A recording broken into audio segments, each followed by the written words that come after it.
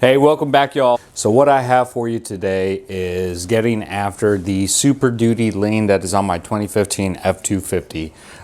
It is quite common. Not a lot of people really notice it, but every truck varies. You could have a lean from 1/4 of an inch up to like 1/2 of an inch leaning towards one direction. So my truck is leaning towards the driver's side 1 full inch, which kind of irks me, but there's always things you can do to take care of these issues. So because of my lack of knowledge on the Super Duty lean, I'll go ahead and hold off the details on that. But what I have for you today is actually how to install these 1-inch spacers that actually go beneath your coil spring. So there's a lot of videos out there of, say, Ready-Lift 2-inch, 2.5-inch pucks that go above your coil spring. There's not too many, if really, quality videos on how to install these things.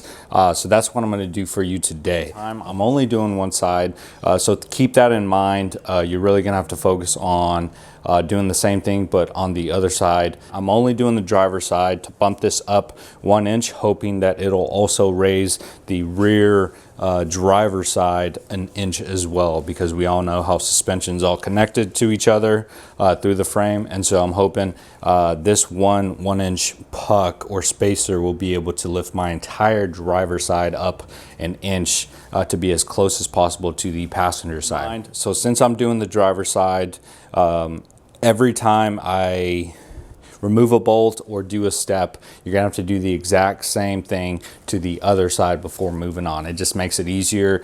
It makes things quicker. All right, so let's get straight into it.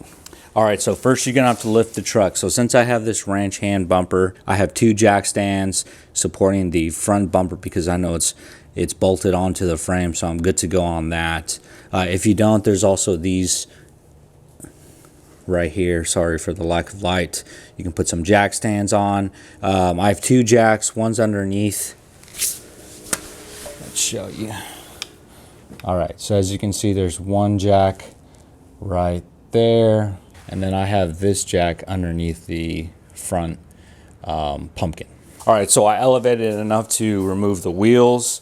The wheels off to the side. I'm actually going to take this time to wash them individually, make sure they're all nice and clean of all the brake dust. I went ahead and used my air compressor to spray off all this brake dust that usually kind of gathers on itself every once in a while. So I don't know, it's just an extra step you can take. All right, first thing I did was use an 8mm and remove 2 bolts right here. All right, 1 and 2. Right there. All right, and then I use a 10mm bolt or a 10mm socket to remove a bolt that came out right there.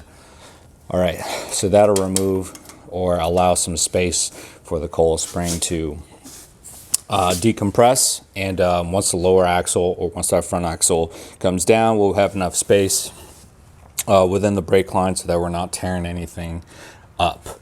All right, so that's out of the way.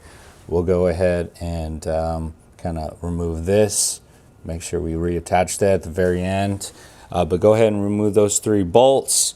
This bolt is going to have to be removed, the top. I'll do that next. And then we're going to move on over to the bottom shock bolt and remove that thing. So let me go ahead and do that so I can tell you what size sockets you'll need. So all is well, just got to make one adjustment. So what I had to do, I dropped the front axle as far as I can. Yeah, there's a little space underneath this jack. But because I didn't originally lift the truck as high as I probably should, what I'm going to have to do is make an adjustment before just letting the front axle just rest as far down as possible. And really the only thing that's holding it up is going to be these. All right, on each side. What I'm about to do is crack open my coil spring compressors. These are very easy to work with, heavy duty. So if you don't have a pair of these, they always come in handy. Even for struts, if you have on your family's cars, things like that. To compress a coil spring, you're going to need these.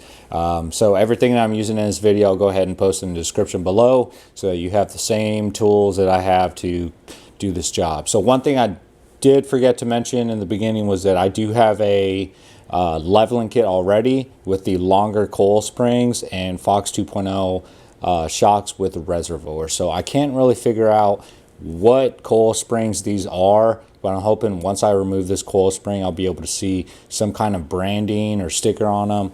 And I've already tried looking for that, but I haven't been able to find some kind of branding on it. So we'll see once the coil spring is removed, but I'm going to go ahead and use these coil spring compressors, compress them, and then I'll be able to pull out this coil spring out and get to this bolt that is right here. So everything's coming along. Yeah, I just started the project and I'm almost to the point where I'm good to, start installing the spacers. So let me get to it. All right, so it is out and about. That was pretty simple. Just compressed it. Yeah, 4 coils in between those 2 clamps. Jacks are all the way down. That's probably as far low as the front axle can go down. Keep in mind these springs are probably 2.5 inches pushing up the front, so they're pretty long, but I'll still able to get them down without like bumping up the front axle or the front of the truck pretty high. So I probably should have done a better job about doing that, but I guess I knew I had coil spring compressors to kind of fall back on. So anyways, here we are.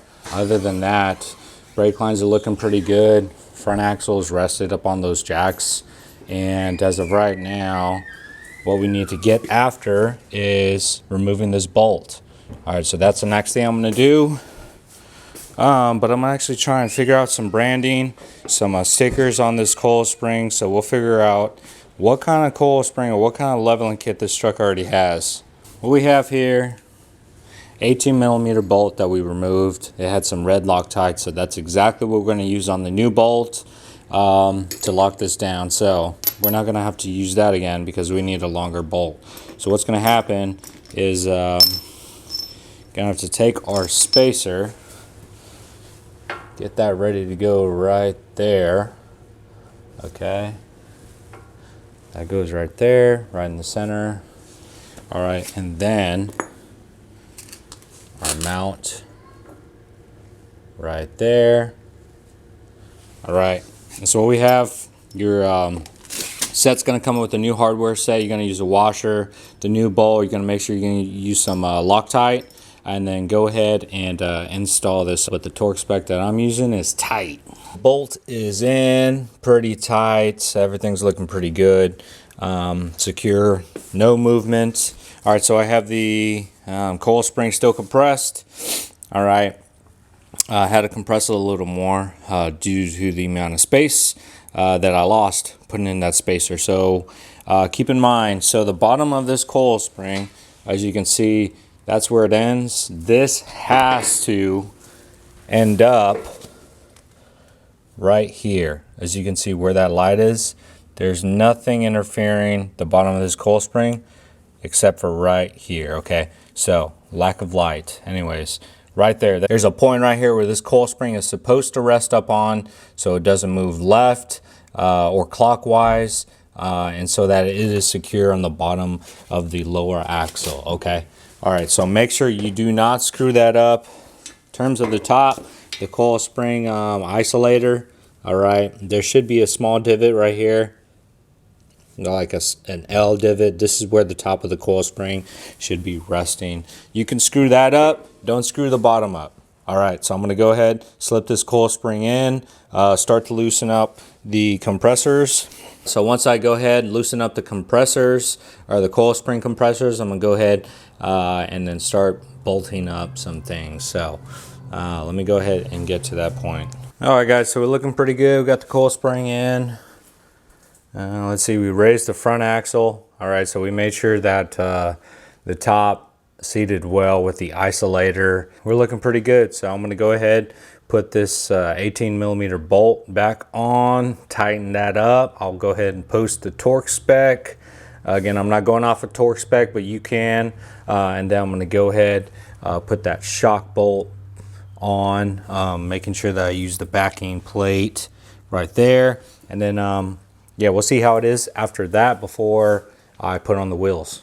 All right, guys, so everything is in. So I put in the lower shock bolts. our sway bar bolt back in. Everything's looking pretty good. Everything's nice, tight where it should be. All right, so since those were the only things that I touched, shock, sway bar, and then these mounts or base plates, we're good to go. So what I'm going to go ahead and do is lift up these two jacks, throw the wheels back on, and I am good to go. Guys, that is pretty much it. I'm going to go ahead and take measurements after to see where the truck is sitting. It should be fairly flat now with this 1 inch. But don't forget, put in these two 8mm bolts right here.